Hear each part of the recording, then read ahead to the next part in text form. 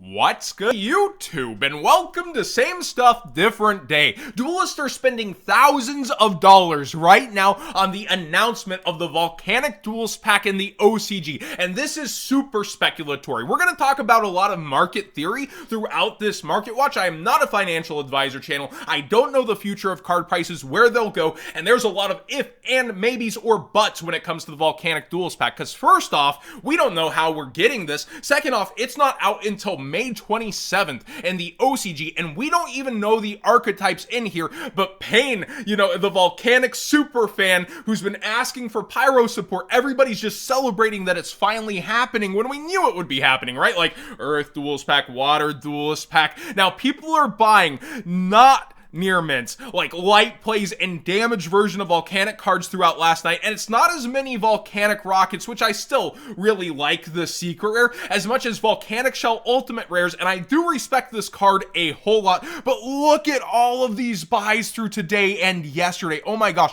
and so many mild play, light plays. Why are you buying damaged top end cards? They don't resell as well, and I'm just losing my head over it. Spend the extra dollars and get the near mints like this guy. Like, when you're going to be trying to flip light play cards, you're really hoping they come in a certain condition that looks favorable, especially on the front, when a lot of things can end up fitting that description. But again, people have their choices for cards. So let's go over everything. We don't know the archetypes inside. Everybody's really assuming it's going to be Volcanics, and I could just see Konami pulling a WWE-like move of, you're gonna get it, you're gonna get it, you're not gonna get it, and it happening just like that. They could go for different archetypes or decks, but I do think if they want to sell it, they should go Volcanic. Second off, in the TCG, we don't know what kind of product we're getting, or if, just like the Earth Duels pack, this is going to get chopped up into different sets. And if this is all the way in May in the OCG, we could be waiting until the winter again, like the Ishizu stuff, and we don't know which products it would end up in, especially since it's probably,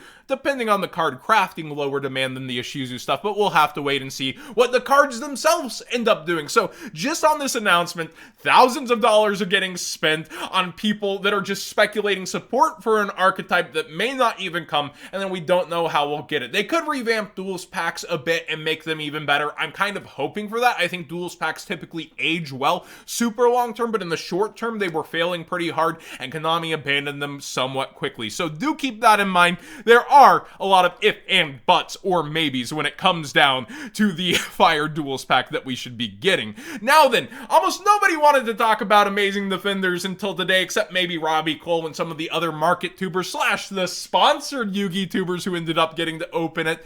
This set has so many weird movements to it, and what's going around is that Purrelys are pretty good. The Eevee of Yu-Gi-Oh! Is cute and it's good. I did say that it would get better over time, but now you have Capg on Twitter like, why is the Yu-Gi-Oh! Community buying these out? What's happening with this? And thanks, John. More kind of a thanks, Obama. And I'm like, you're welcome, because I did say in the comment section the other day, somebody asked, should I get the Purrely stuff now? And I was like, well, I see it going down towards like $8-7 if it does go down, but it could double over time. So yeah, I would get it now when it's like $10.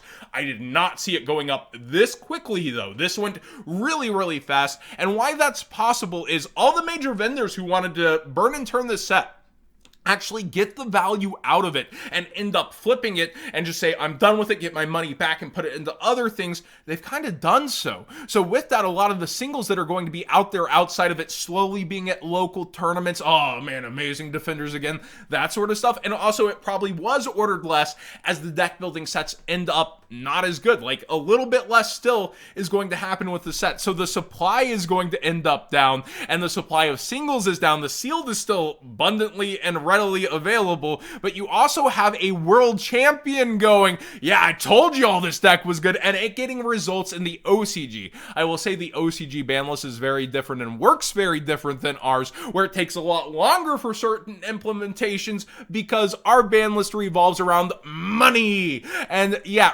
reprints and Konami cashing in on cards rather than necessarily formats. A lot of speculation is that Tier Element's going to get super hit hard heading into the WCQ season to where everything else can compete. It'll be interesting to watch, and they could try to sell Sprite and the other stuff from Darkwing Blast, but when it comes down to it, like, Konami still wants to make money off these top dollar cards. Pote also got unlimited waived recently. It's still going to be on shop shelves. So when it comes down to ban lists and how they'll warp, that is all speculation and theory, once again, that people are going for. But with this, it's more so this vacuum of a different kind of situation of not a lot of this was ordered and not a lot of people want to open this. So these cards, there's not a lot. I also got to say Purrely here looks really amazing as a collector rare, and I do understand why people are going for the other supports. Now also elsewhere in the set, Ohime is going up in price. It started at 20, now it's at 28. This is the one competitive players want to play. That's why it's still on top of the set. That's why the spotlight's still on her, is the competitive players want to try to mesh and make this good.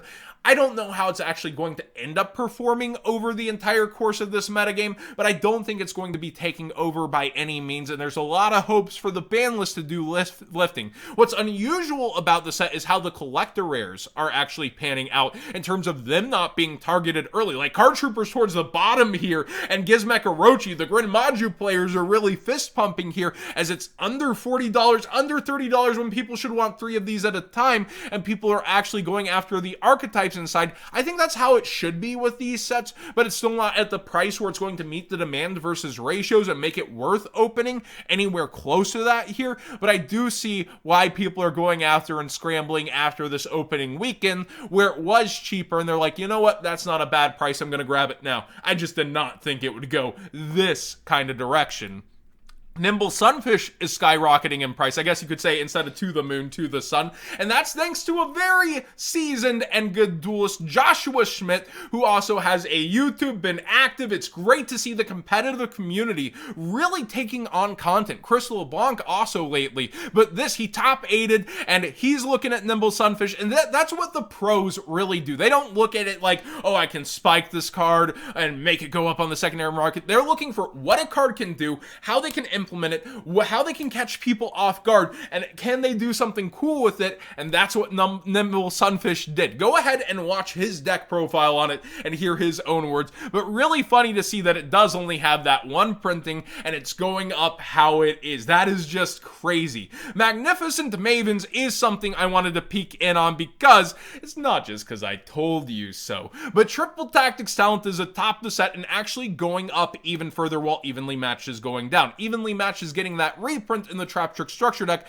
I wanted to point out value displacement because I do think it actually adds. Triple Tactics talent, say that 5 times fast, is going up in price here towards its highest price even versus pre-sales and stuff. And the reason for that is, in my opinion, is it's seeing play in a metagame. It's a very good card. People want access to 3 of these. And when it comes to this card in specific, it's also benefiting from Evenly Matched going down in the set. There's not always an immediate reaction, but sometimes it slowly goes that way, where Mavens Sealed is actually continuing to slowly go up in price over time, and people still want the cards out of Mavens and to chase them down, but you're not going to see them all that often for what they are. So Triple Tactics talent atop the set is starting to gain even more traction from being good and also from other cards that were higher in the set going down. It's kind of a 1-2 punch that slowly adds on.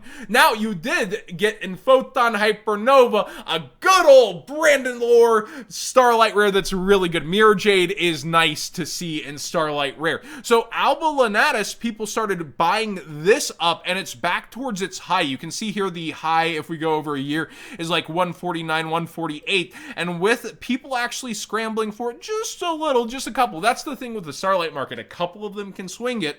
You see that the lowest is now 140, 148, 160, 175, 200. It goes up quickly. There's a lot of people that hold on. They wait for it to go up and then list. Personally, if I was thinking of selling one, I would probably put one at 180 and play blocker of, yeah, if it sells, I get my money, and then, you know, I have these extras back here, and having the listing to actually make it off of, rather than trying to list for 180 after they sell out and hope to do that. That's how I would personally approach if I was selling. But again, they could go even further, or they could stall out here completely. We'll have to wait and see how hyped people get about that Starlight rare. And finally, Additionally, going back into those triple, quadruple, here's a quintuple down buyout, you have people rushing back towards these adventure token engine packages where the collector rare, it's up here towards the high and it's going even higher. 119, kind of crazy for the collector rare. And also right of Armaseer itself, you can see it started to dip. People didn't favor it as much. People are cooling off of it.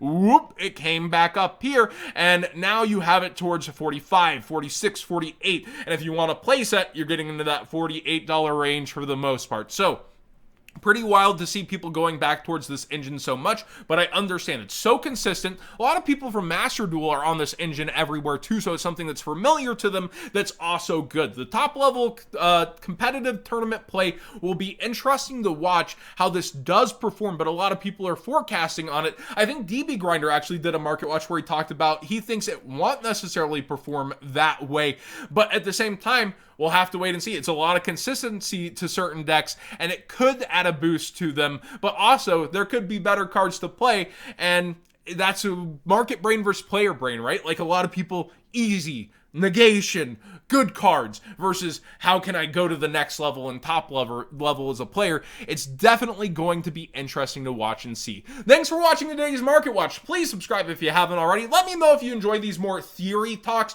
around what's happening as well. I enjoy doing that personally, but it does get into a lot of speculation, and that's why I also like talking about the speculation itself and what's happening, such as this, so you as a watcher from the outside can kind of see, yeah, that does happen time again and again and again, especially if you're newer from Master Duel and you're not used to these cycles, right? And I also do love the spectacle of it, like, yeah, how you spent your money, how's that gonna turn out? It's an interesting show for sure.